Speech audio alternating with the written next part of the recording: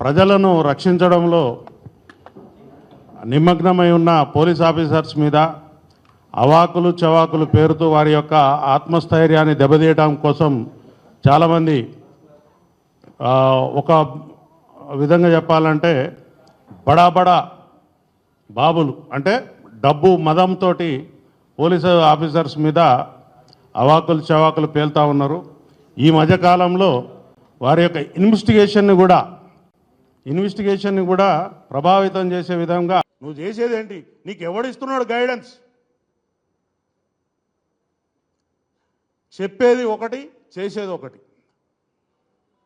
మీరు మీ తోలు మంచిగా ఉంచుకోకపోతే తోలు పలగొడతాం. నువ్వు ఉన్నదే లీజు జాగాలో ఉన్నావు. జూబ్లీ హిల్స్లో భూమి కొనాలంటే ఎంత అవుతుంది? రూపాయి 2 10,000 వస్తుందా? ఎవరో రాజకీయ నాయకుడు ఇక్కడ మీ ఇండస్ట్రీ డెవలప్ కావాలని చెప్పి మీకోసం ఒక సౌలత్ కల్పించారు. వాపును చూసి బలమని పొంగిపోదు. మీకు అంతా వాపే. అది ఎప్పుడు పోతుందో ఆ గాడుపు పోతుంది. పబ్లిక్ తీసి పడేస్తారు. ఆల్రెడీ సగం తీసేసిండ్రు, మిగిలింది కూడా పోతుంది. దయచేసి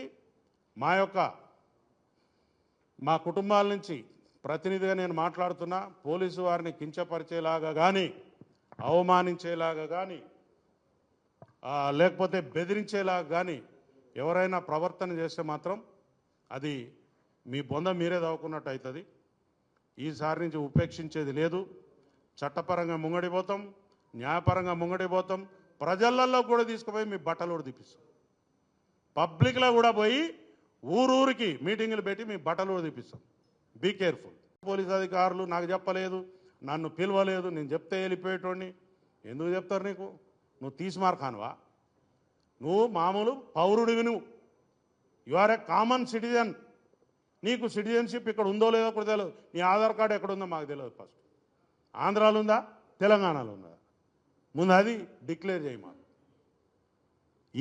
ఏంటి ఈ వ్యవస్థ ఏంది? నువ్వు చేసే కథ ఏంది? మా యొక్క అసెంబ్లీ సమావేశాలు నడుస్తున్నాయి. అక్కడ బ్రహ్మాండమైనటువంటి ప్రజల పైసలతో చర్చలు నడుస్తున్నాయి. నీ రామాయణమేంద్రా బాబు మాది ఇక్కడ. ఇది ఏంటిది? ఇక్కడ గంట సమయం ఈజ్ ఎ వాల్యుబుల్ టైం. ఒక నిమిషానికి 2 లక్షలు 3 లక్షలు ఖర్చు అవుతాయి. గంట సమయం పోయింది మా అసెంబ్లీ. ఏమంటావు?